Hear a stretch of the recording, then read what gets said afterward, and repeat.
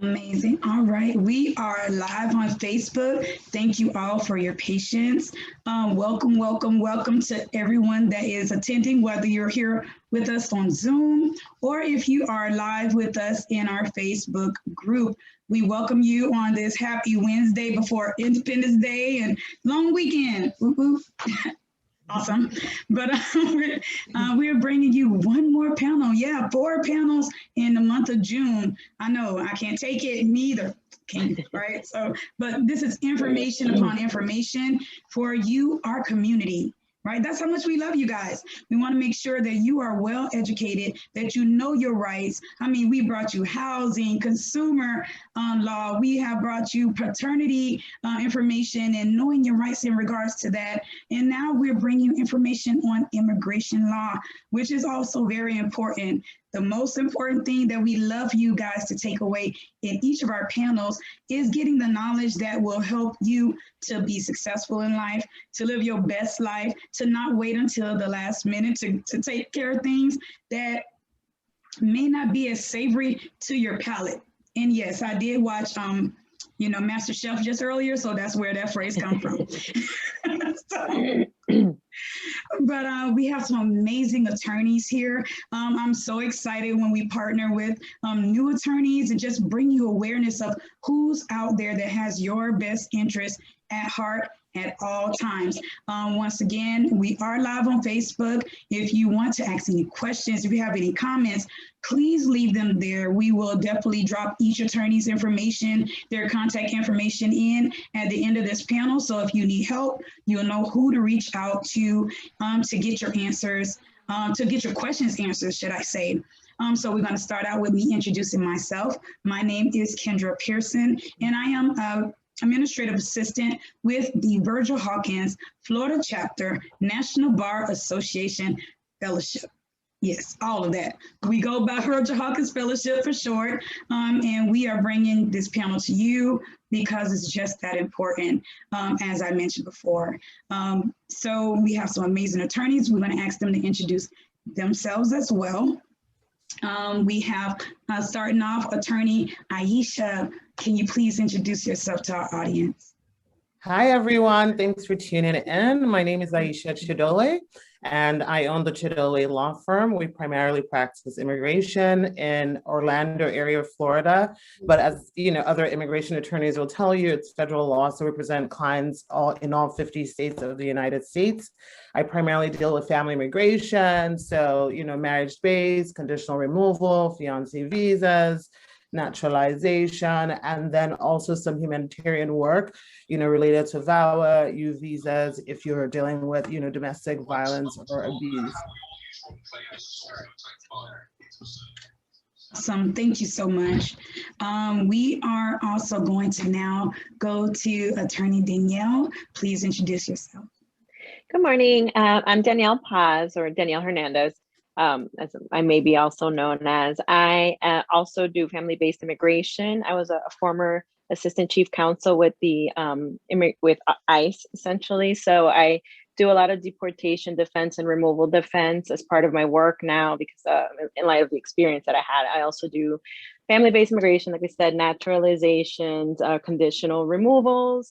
I do a lot of consular processing, and my primary focus right now is like Spanish speaking clients most of the time. So I do a lot of the political issues in South America, sprouting up in all countries. I work a lot with Venezuelans, but at the moment there's unrest in other parts of Latin America at the moment. So many of my clients are coming from that side of the world as well. And as Attorney Aisha said, we practice all over the country. So I'm based in Tampa, Florida, but I have, I think Attorney Aisha would say I have maybe 20% of my clients here. The rest are all over the country. So yeah, don't think we're limited to our demographic area where we're located. So what you're saying is we can hypothetically bring sunshine to any part of the state. That's right. Any part of the country. You can really have sunshine on a cloudy day. Come take your attorney in Florida. All right, and last but certainly not least, we have attorney Anna. Please introduce yourself. My name is Anna Roberts. I'm an immigration attorney at the Legal Aid Society of the Orange County Bar Association in Orlando, Florida. I have been working there. I worked there before, but then I left. I came back in 2015. I deal mostly with cases regarding victims of domestic violence or victims of violent crimes, such as human trafficking or U visa clients, also special immigrant juvenile clients. So a lot of my cases revolve around that population. Awesome. Thank you. Thank you so much. And welcome once again, ladies. I really appreciate you joining this panel. I'm super excited that, you kind of all come from different places and you handle so many different areas. So that means, guess what? That's just that much more information we can provide to our community. Right? The whole goal, we always say it, and I'm gonna say it now, and I'll probably say it again several times because we need to repeat this. Knowledge is power, but the application of that knowledge is even more powerful. It's okay to know something, but if you don't apply it to your life and let it help you or help someone you love, or okay, the stranger in the street, if you know something, share it to be able to help someone else and get help in advance. So we're going to start this conversation now because I was listening to each of your openings, your introductions, and I am interested in both Attorney Aisha and Attorney Danielle mentioned the family-based immigration, and I'm curious about that. What does that entail? I guess I'll go. So when I say family-based, basically, think about reuniting a family. So, husband wanting to, bring his spouse here or keep his spouse here, or a wife doing the same with their spouse, children, stepchildren, parents, siblings, fiance bringing a fiance back, so that's family-based. And I kind of still lump VAWA into it, which, I don't want to jump the gun, so I can give Danielle a second to, chime in. But, in that regard, it's different when family, you're having issues with family. So that's why I lump it in, when I say that. Yeah, just to add on that, the contrast is there's a big world of business-based immigration, right? Which we're talking about sponsoring employees and sponsoring athletes and entertainers. And there's, immigration is actually extremely broad. So when we say family-based immigration, what we mean is we deal with all the issues that have to do with removing conditions on your marriage. We can continue, and things go awry and you're in court and you have to defend it, or maybe there's some issues of inadvertent misrepresentation when you're doing your papers without a competent attorney. So these are the kinds of people that come our way when we're talking about family-based immigration. Understood. Attorney Anna, did you have anything to say on that as well? We also do some family-based immigration as well. I've had clients that have VAWA cases. Basically, VAWA is for victims of domestic violence who were the victims of abuse at the hand of a spouse. So although the spouse in that case would not be petitioning for that client, we are kind of using VAWA as a replacement for what that spouse would have done. So basically, in a regular family-based case, the spouse would file an I-130 alien relative petition, and that would be the basis for the case so that we would allow that client to apply for the residence, right? But in cases of abuse, if we can prove that there was bona fide marriage and that there was abuse, instead of the husband filing that I-130, we replace it with a VAWA petition, and then that client is then allowed to go ahead and file the application for residence. I've had cases where clients have been granted VAWA approval, and then what a case that I had, what was that case? It was not a VAWA approval. It was a case where we had a domestic violence person come in for an injunction case. She did not qualify to apply for VAWA at that time, but then when her son became of age, he could petition for her. So that was a family-based case, right? Because the son was able to then petition for the mother once he became of age. And then we did the I-130 and then the alien, the I-485 adjustment of status in that case. Okay, that's interesting, because as you guys were talking, it made me think of my godfather, who actually brought he was from San Salvador, and he actually brought his family over. And just to think of what that process, and of course that was years ago, but just to think of what that process would be, and if you were coming to make a better life here for your family, and then wanting to bring your family over, like what does that look like now? Like if someone wanted to do that now, like what would the steps be? And a lot of clients call legal aid and say, hey, I want help applying for my legal permanent residence. I want to file an I-485, which is the form that's used. But you cannot file an I-485 without a basis. Like the I-485 is something that is attached to a basis, right? So like if you have a VAWA case, that I-485 would be attached to that I-360. If it's a family-based case, then that I-485 would be through the I-130 area mandated petition. You can't just file an I-485, you know, without something. Or if you've gotten asylum and now you're an asylee, now you can apply for an I-485 based on that. So you can't just apply for your residence. So that's what people think, you can just do that. So, and I wanted to chime in, you know, just to explain the process, because I think a lot of people get confused. You know, you ask if, you know, when you're bringing, or you want to, you know, bring your family member here or keep them here.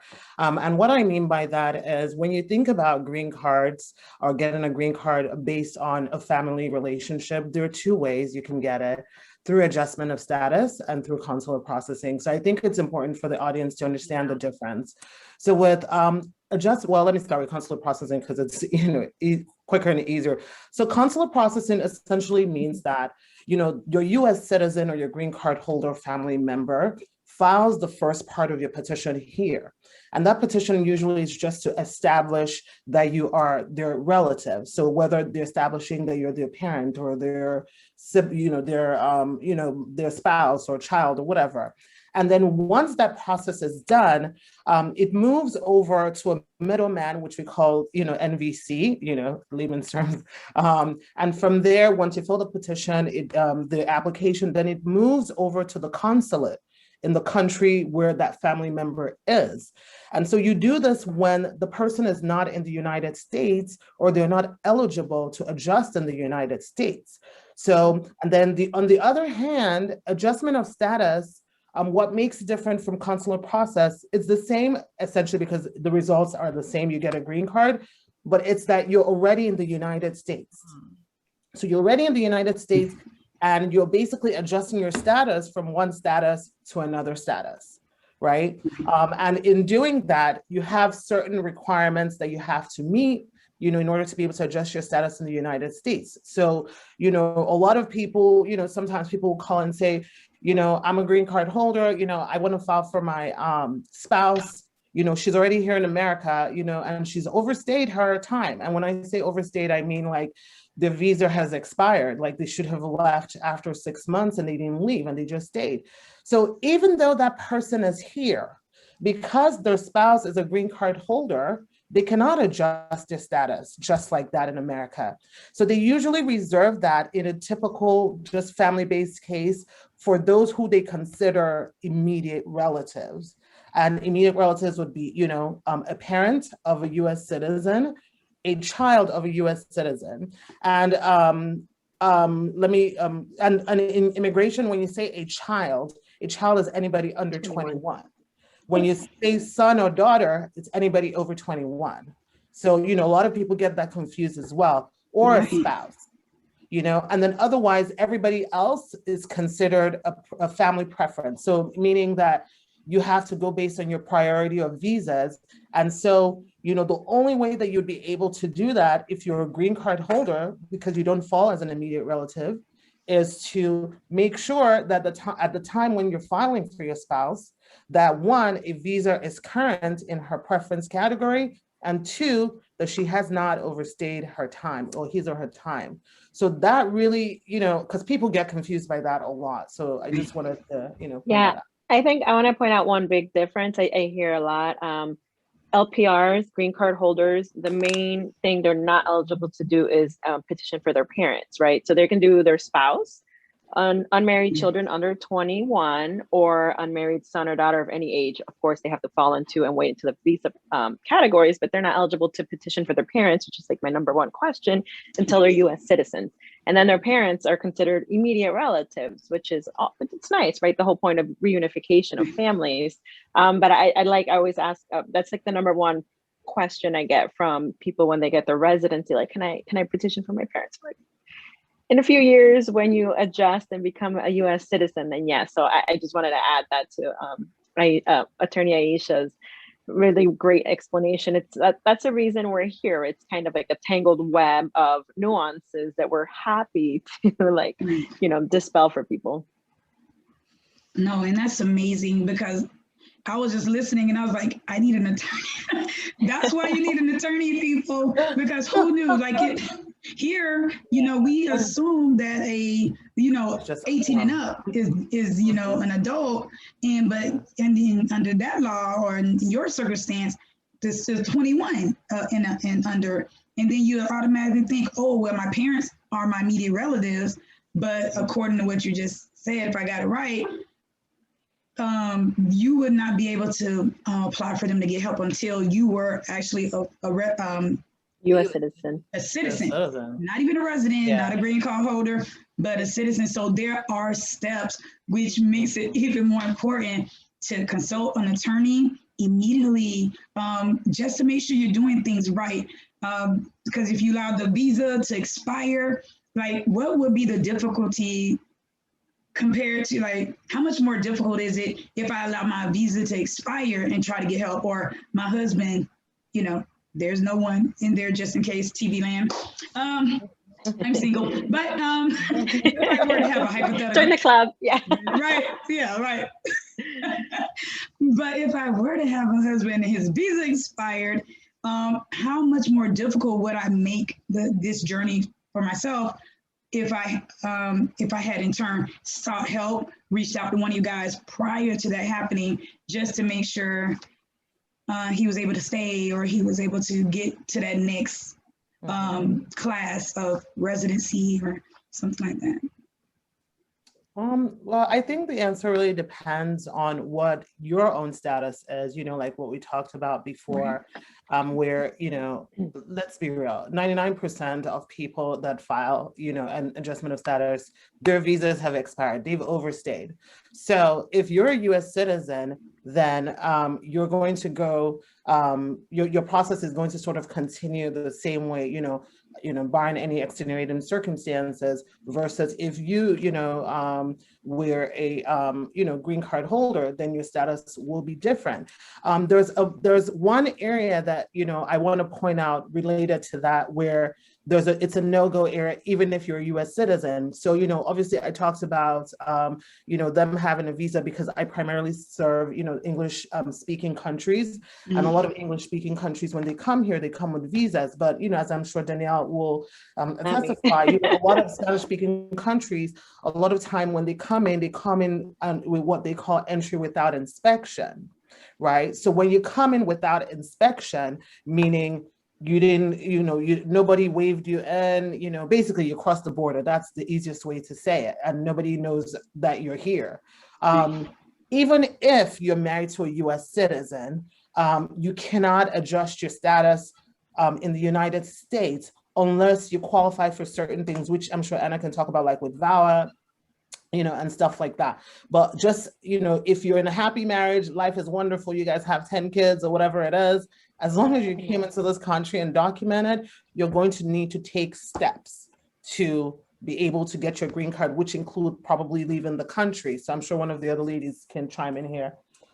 Yes, that is a big percentage of the folks that I come into contact with from Spanish speaking countries. A lot of people, not only Spanish speakers, because there's a lot of Indians and Chinese and different cultures that come in through the border, but the majority of the clients that I have, a lot of them come in iwi, and that's the terminology for coming in entry without inspection. And it is very frustrating to them. They can be in this country 20, 30, 40 years. It doesn't matter. Married to a US citizen, have US citizen children.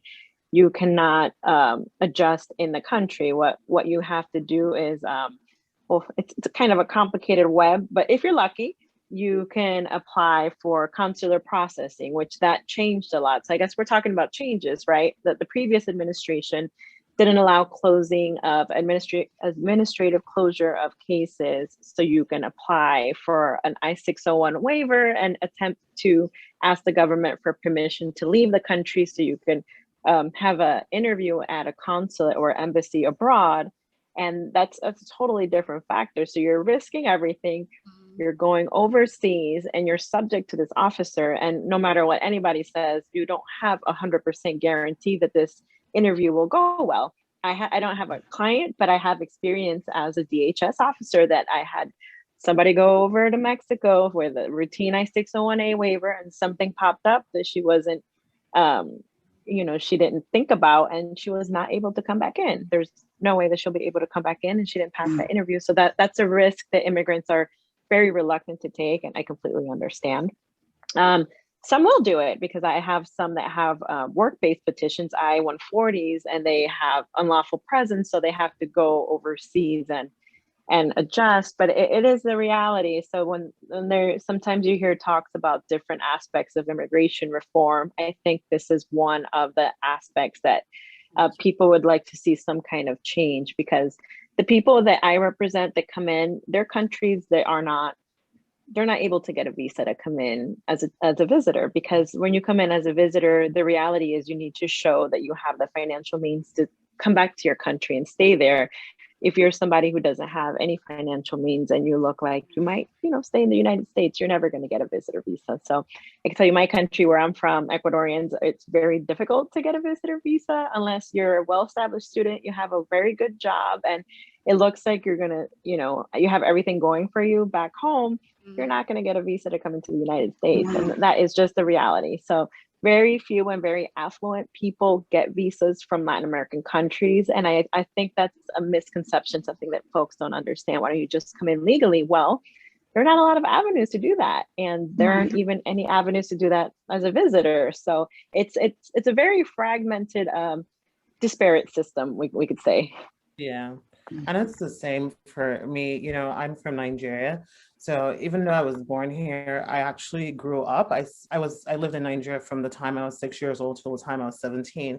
So even though as an American citizen, I feel very much, an immigrant, because, going there and then coming back here at 17, the culture shock, and, people here, it's incredibly difficult in, African countries as well, to get visas, because there's so much going on in these third world countries. And, if you're an American that hasn't experienced a third world living or third world life, it's really hard to imagine or understand what, people are willing to do, to come here.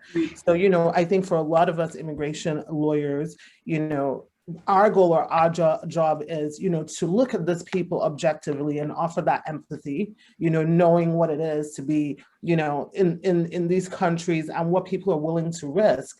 And, it is a great fear. It is a great fear, as she said, getting that waiver and knowing that you have to go back. And if you've been in this country, all your life, that you're not going to be able to come back. So, it's, when, I always feel bad when, non-immigrants, make, like some people, they make like nasty comments, why are you helping these immigrants? Or a common thing that we get is like, oh, so, is the tax dollar is going to pay for that? But I actually want to talk about that. And, the answer is actually no. These immigrants spend a lot of money paying USCIS to file those applications. A lot of times they're not even allowed to take public benefits, because sometimes it will disqualify them. So these immigrants work really hard, to pay the money to go through the right path. And so, no, the US tax dollars doesn't pay for them. So I just want to correct that, misconception. Yeah. That right. They're not eligible. In people, Florida, you're not eligible to get, go on welfare money. I hear that often. I'm like, well, that's interesting. You're not eligible. So you have to be a very specific category. So, and most of, I know Aisha would agree, a lot of our clients come in and they file taxes every year, and they're hoping that they can prove that they've been here and paid taxes, done everything the right way, they're hoping, they're more assimilated than more people would think, right, than the common misperception. Right, and you're right, it's a common perception because people just assume, and just by you explaining this process, it lets you know, one, is not that easy. It's not easy. And like you said, to bring some empathy to the ones that, want a better life for them and their families, but that's, to me, it stresses the importance of definitely reaching out to an attorney to get the right kind of help and to get the right answers. Because as you mentioned, we've seen on the news and different things where, like you say, if someone has been in here for a long time, established, the kids are born here and everything, and then one parent or the other get deported, and then everybody's all upset. But it's like, that has to be devastating to have that happen, and then that person may or may not be able to come back. And I think that, that the system needs working on, and that's what people are advocating to get done. But it's also so important to know what you're up against so you can properly prepare yourself, knowing that if I have to leave, I may not be able to come back. What does that mean for my family? How can I best prepare them? It just seems like a lot, and I do empathize and sympathize for people that just want something more, and for ones that are here that want more. I just think it's so important just to know what your standing is. I did want to bring in a couple of questions. I have someone from our Facebook group that says, "Good morning. I have a question in regards to her she says she had her interview in December. They said that she would hear something in 60 days. And she hasn't heard anything, and she's been calling but hasn't received a response. She wanted to know what her next step would be, and I guess that would probably have something to do with COVID and things being maybe a little backed up. What you guys have to say about that?" Well, so, even though there's COVID, I would say that, if you had your interview in December, July is tomorrow, I consider that to be unusually long for them to have made a determination unless there's an issue. Or sometimes just because they dropped the ball, because we've had that as well. So for her, I don't know if that's Yvette, because I see her in the chat box as well.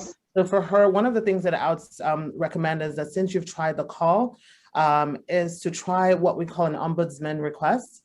And usually an ombudsman request is where you basically reach out to the ombudsman who handle USCIS, cases. And so they're sort of like advocates for you to try to push them to make a decision, right? So because, it's not fair to put you in limbo, whether it's approving you or denying you, they should let you know. So you know what you're up against. So with the ombudsman, they usually like to see a track record of what steps you've taken to try to get it. So if you've been calling them, whenever you call them, usually you'll get like a service request number, so you go in there, you fill out the form, and if you're the beneficiary, your spouse or whoever filed for you, both of you just sign that, and then allow them the opportunity. They always say, give us about 75 days to hear back from USCIS. If they've not heard back, you circle back. But that usually sometimes is effective. Another method other people use, and to me, this method is a hit or a miss, is congressional assistance. So, I push congressional assistance depending on who your congressman or your senator is. If they are pro-immigration, I will push it and say, go to them. And I know that they're gonna, keep bugging them until they make a decision. I've had some really hardcore anti-immigration Congress people that just completely ignore, these requests, and, you send them follow-up, can I get an update? Nobody responds to you. So depending on that is the strategy that one will take. But those are, at least in, for me, the steps that I would assist with to try to see if we can get a decision. Okay, thank you so much for that answer. Did anyone else have anything additional? No, that's pretty much it. That was pretty much it. Okay. I mean, yeah. I think Anna has something. No, yeah. I was going to say, Aisha, that was great about the I never know how to say that, but the ombudsman. I think that there's a website or a form, and I don't know if the person that asked that question would know where to go to get that. I have completed that form in the past, and it's been very helpful. I just don't remember exactly where to go to get it at this point, and I don't know, maybe it's something that I'll type it in. It's like the "Where's my case status" or something out of Yeah, Ray, I don't remember the. I've only I'm had gonna two paste the times. link. I'm gonna paste the link in the chat box so Thank you. that people can have it. Awesome. That'll be wonderful. And I'll share it over to Facebook as well. Now, we did have another question, and you could just let me know. We have Ms. D. Browns that said, "Good morning. I am a resident of Virginia, but my case is in Maryland.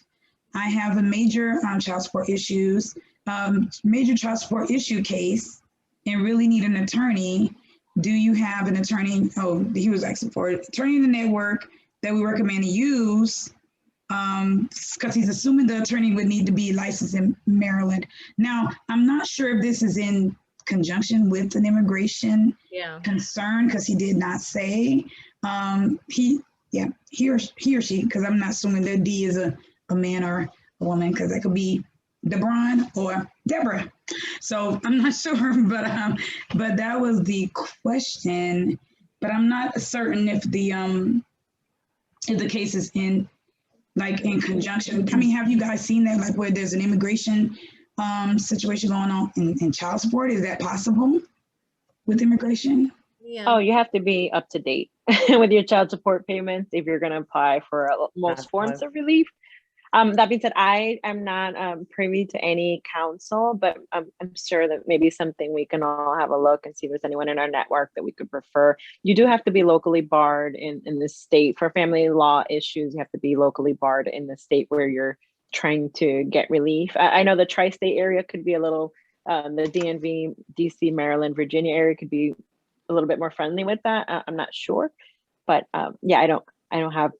Family law is not right. Because I know that, and I was like, okay, that was crossing over, but I was like, well, but if it entangles, so let me ask this. So let's say there is a family law issue, so he would need to pretty much either work with an attorney that specializes in both, that can kind of address both issues, or possibly get someone, like, because you guys are, you go everywhere, right? You have clients all over, but then he would probably definitely need to find somebody local in regards to the family law. Yeah, the family law is completely separate, right?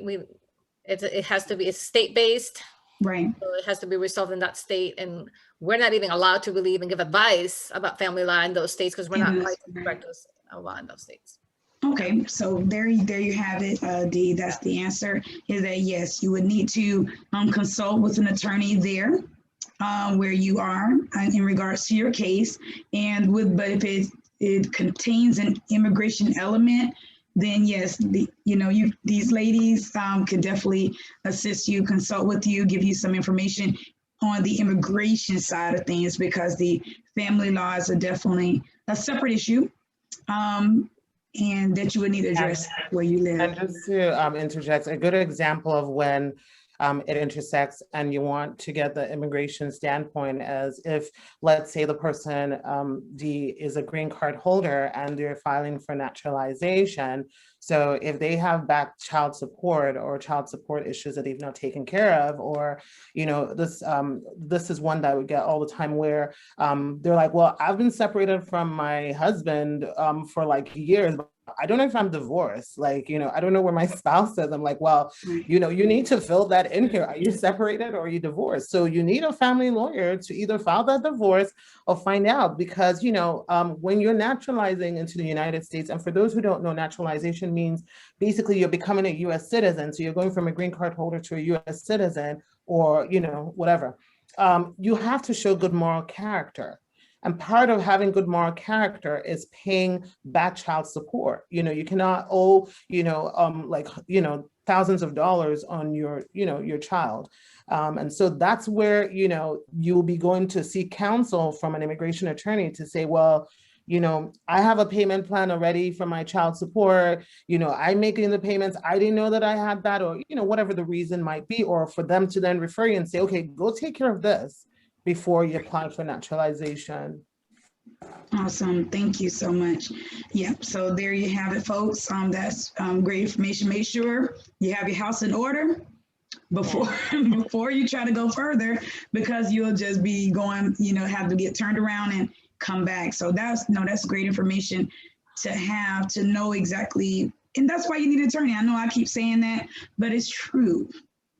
You say things that are true and they hold value. I'd like to add one more part of that where family law matters. I feel like a lot of, I'm not sure if I'm still married in another country. Oh, This wow. matters a lot. So I'd like to just make a really quick PSA to everyone from a third world country, which is a lot of our clients. They will find out when you apply for naturalization. I think people, when you do the I-130 initial petition, it's I don't want to say it is a lighter threshold, right? But when you put in your N-400 application to become a United States citizen, you go through a very in-depth process.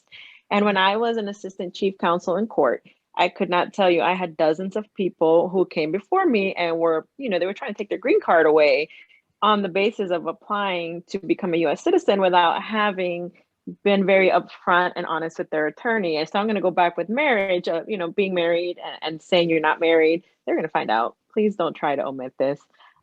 You were married. Yeah, you have a child. You have, I think the unmarried under 21 child category is something that's very contentious. So not contentious, people try to hide the fact that they were married. And under 21 and married, it disqualifies you. You have to be, 21 and under and unmarried. That's right. So sometimes people try to hide marriages. And so marriages are the top reason I see that people get caught up. I had a client who said she was married to get a visitor visa, because we talked about this, right? You have to be willing to say you're going back. So she said she was married when she was unmarried, and this caused a huge problem. So just like a little PSA about marriage, does not lie to our attorney. Going faster doesn't make things better for you in the long run, because they are very in depth, and just things will come out. Yeah, and as Danielle said, honestly, like that N-400, which is a form that you fill out for citizenship, it is supposedly the easiest form to fill out, but it is the most difficult thing to pass through. Like that is where everything's coming out the woodworks, or people who had children that didn't list their children when they filed for their green card, all of a sudden want to now list their kids, when they're applying for US citizenship. And it's like, well, you said you didn't have kids. So can you explain this child? So, PSA again, because you think you have a green card, it's just a naturalization. I'm just going to go online and fill out the form. It's not just a form. Part of hiring a lawyer is strategic thinking, right? When I look at this petition, what are the red flags? All of us here, deal with clients on a daily basis. We deal with immigration officers on a daily basis. We know the policies. So we know potentially what the issues are. When you're a regular person, and it's not to say that, regular person can figure it out, but very many cannot, because it's not just a form. So you need somebody to strategically look at your application and say, this is going to be an issue. This is going to be an issue. This is going to be an issue. Right.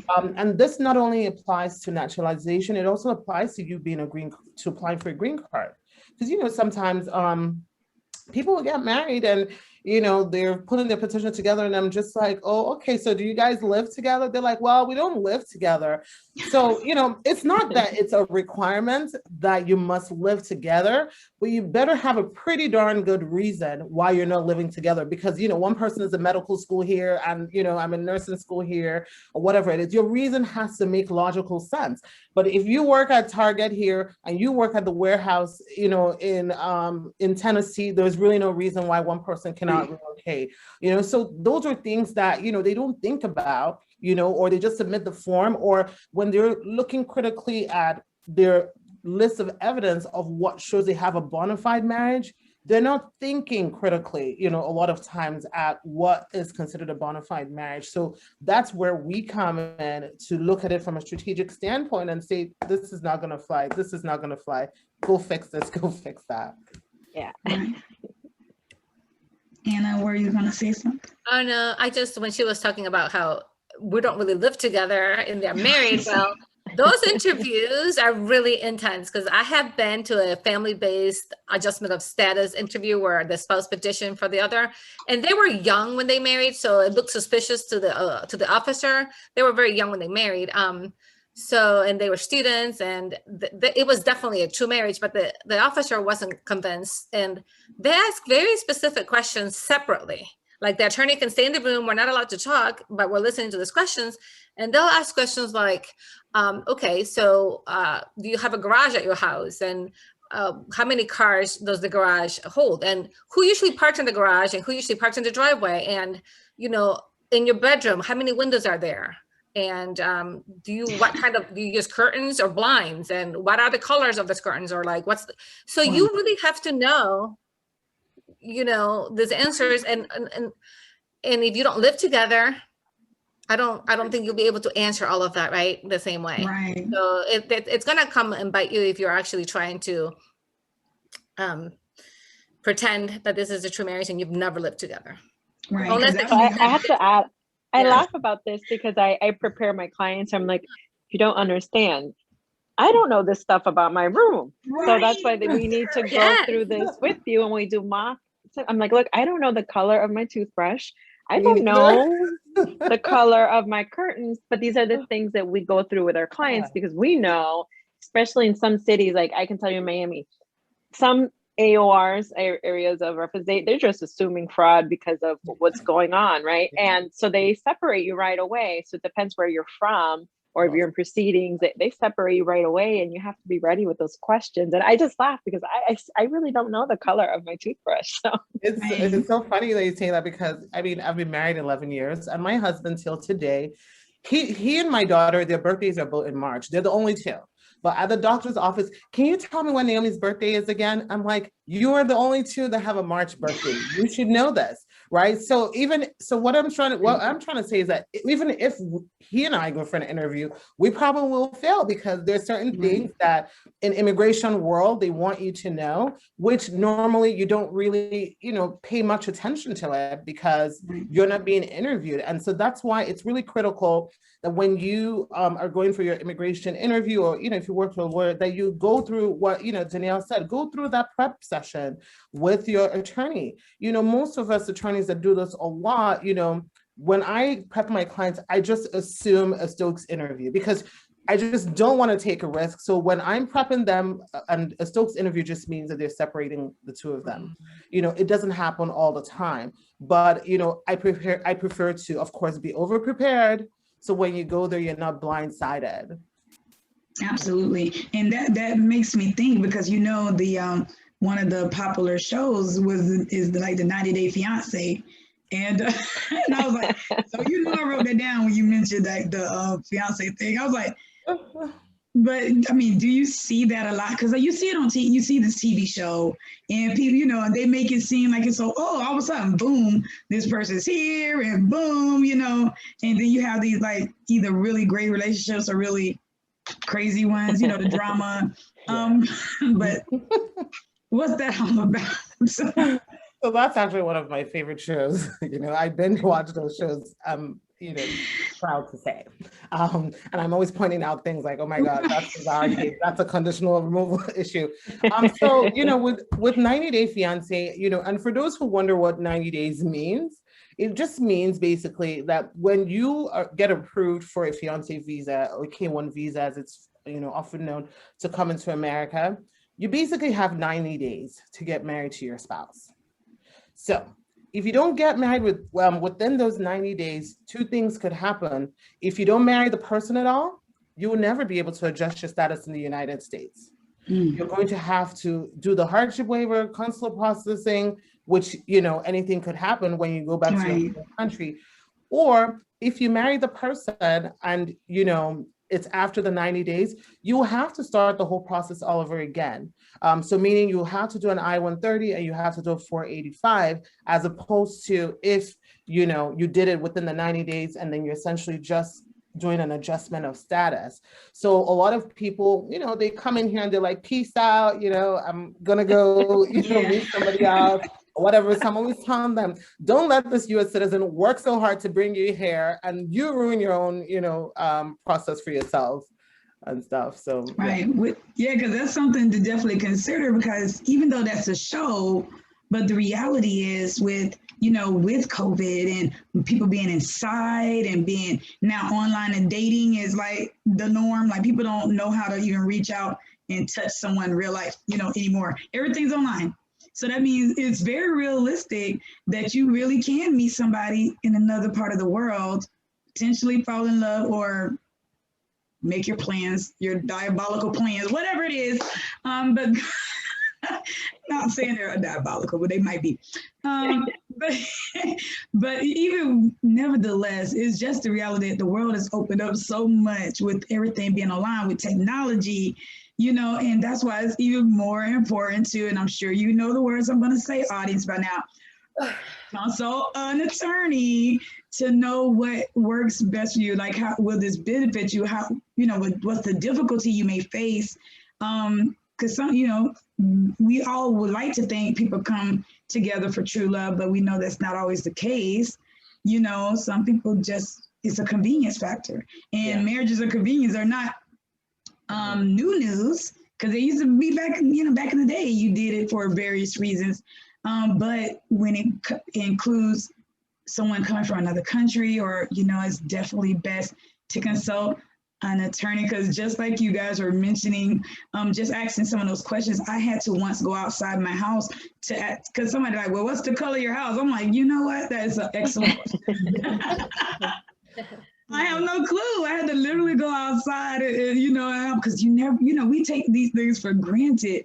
We just pull up. We just happen to know it's by muscle memory, and we pull up, we go in, you know, these things, we just don't answer those on an everyday basis. So it's just that much more important for us to reach out, get a hold of you guys, be able to be prepped and understand what it takes to go through whatever process, whether you're trying to bring a parent over, another loved one, or to this country, or whether you're trying to stay yourself, whether you're trying to find love, whatever the circumstance, it always helps to consult an expert, you know, because it's, you know, better safe than sorry, right? It's like you said, you don't want to get up until you think you're just going through the motions and skimming through footloose and fancy free to come to the part where you want to do the naturalization. And now you're heartbroken. Now you wasted a lot of time, money, effort, because you felt that a certain way, whatever you were told, because a lot of people do what they were told, what someone said or I heard, you know, but these attorneys know, they don't just hear, they went to school for this, and they stay up to date for this, like they get trained and attend seminars and all this other stuff to keep up to date with the current laws, rules, and regulations in regards to immigration. So why would you not want to I think we all cringed at the same time when you said I heard, because that's like the #1 call. Like, I heard from a cousin of a neighbor. I'm like, oh my cousin Ray did it this way. Why isn't it happening for me? This person has the same. I'm like, first of all, you really don't know, because not everybody's going to tell you what's really going on or what they really did. So we're telling you this is what it is. You know? I heard. I hear that now. I'm like, oh gosh. Right, you're like, cringe. It's a cringe. I was like, oh my. It's hard because I have to remain empathetic and realize and understand they're just asking because they sincerely heard it. But you know, each person is their own world. So and that's especially with immigration, it's so different depending on each fact scenario. Like, it's so different. There's not like one way fits all. Right. Yeah, my clients do the same thing. Why this person said that they got, I'm like, I have no idea what that person's back circumstances were, and they could have been completely different scenario, you know. True. That is absolutely correct. And okay, thanks D for letting us know. He said it is not in conjunction to immigration. So yes, consult a family attorney in your area, and he is male. Thank you. Because I didn't know. So thank you so much for replying to that. But yes, sir, that is what you would do in regards to dealing with your family law situation. Definitely consult someone in your area. Awesome. So yes, but thank you guys so much. We're wrapping up this hour. Can you believe an hour went by so fast? But it does when you're sharing good information, and it's a lot. Just what I've gotten from me not being an attorney, from me not, and it's amazing what you kind of know a little bit about until you start talking. I'm like, I know nothing of immigration, but I know of circumstances, right? Because then I remember my godfather who worked hard to bring his family from San Salvador, and then I think about people like the 90-Day Fiance thing. When you mentioned that, I'm like, oh, I did watch a few episodes of that show, and so we know a little bit more than we think in regards to immigration. But I'm so grateful and glad that we had this panel, because you were able to shine some light on some very real circumstances that will also allow others to have a little bit more empathy and sympathy for their neighbor. We do a lot of assuming in life in general, right? We do a ton of assuming in life and about what someone else's circumstances is. And that may not very well be the case. And so I am going to go around to each attorney and ask you, please, to what is a word that you would like to leave, or some advice, some parting advice, as they say, that you would like to leave for our community, our audience. And I'll start with Attorney Aisha. So parting advice, to everybody watching, is that knowledge is the first step to freedom. So don't be afraid to call an attorney. You don't have to hire the attorney, but call and learn what you're eligible for or what you're not eligible for. Awesome. Thank you. Yes. And Attorney Anna. One thing I would say, don't do anything that will come back and haunt you in the future. So like when we were talking before, when you're applying for your residence, and maybe I've seen some clients want to protect, maybe they have a son that's here undocumented and they don't want to list them as a child. Immigration will find out eventually once you apply for citizenship. So don't try and think that you can get away with it. So always be truthful, because if you tell the attorneys all the truth, we'll be able to help you jump through that hoop. But if we don't know, then in the future, we're not going to be able to help you. Absolutely. Thank you. And last but certainly not least, Attorney Danielle. I have like a two-part. One is empathy. I love that we have this panel, because immigration, if you don't have a close tie to immigration, if you're not, first generation immigrant, or like I am, I'll tell you, my great grandma snuck in through the trunk of a car in Canada, right? Like they drove her in. So unless you have a close reason or live in this is in your world, you may not understand it. So I would just urge people to have a little bit of empathy and read and try to understand what the issues are, at least generally, because immigrants are everywhere. They are everywhere. They're the people that serve your food. They're the people that are picking things. They're the people that are making your bed, and they're just all around. So I just urge, even if it's not an area that you practice, it doesn't have a lot to do with your life, just being aware. Knowledge is power, as Aisha said, and just all around knowledge of the human race and everything that's going on around you. That's what I would say. Awesome. Thank you so much. Yes, absolutely. And I too am glad that we had this panel. I love the fact that we are able to bring this kind of knowledge. Like, you guys, audience, where can you go? You've been with 3 attorneys for an hour. You know how much that costs? But you have this knowledge for free. You have this knowledge for free because we want you to have it. We want you to have a good understanding. And even this is just like skimming the surface, because like Attorney Aisha said, in Attorney Anna, everybody's circumstance is different. Your country's different, your children, lack of thereof, all these different things play a part into, what you need to do personally for yourself, which is why it's so important to consult an attorney, just to get advice, and it may not be what you want to hear, but you walk away with knowledge. You walk away with the next step. Like one of the guests that attended was asking, what's the next step? You walk away and not assuming, right? Because assumption helps nobody. It definitely doesn't help your attorney. It doesn't definitely help you. And then we always encourage you to be proactive. If you know what you want to do, if you know which path you want to take, whether it's just keeping your green card, getting a visa, or doing a naturalization process, one, honesty is the best policy. You all know that. We know that. So and guess what, you guys? It's true. Best policy, because it will catch up with you. Yeah. Believe me, I know. I've gotten in plenty of trouble behind not being honest, and I learned that, and I'm sure you all know that. And time is definitely of the essence. Don't wait until something expires. I know you're afraid. I know that sometimes it's scary, but if you're speaking with an attorney, at least you know you have a realistic view of what's in front of you. Is how I can put that.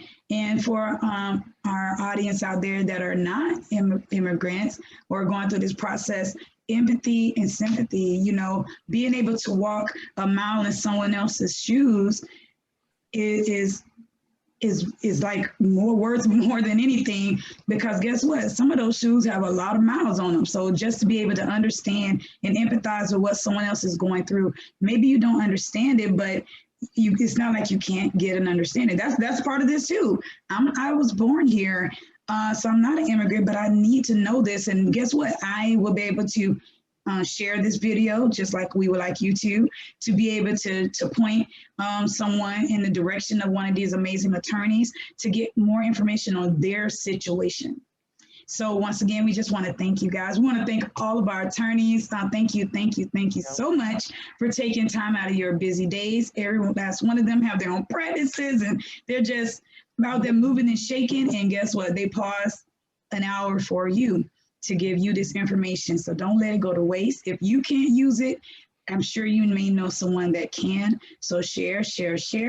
And we will see you for the next panel. Thank you. Have a good day. Take care. Bye, everybody. Bye.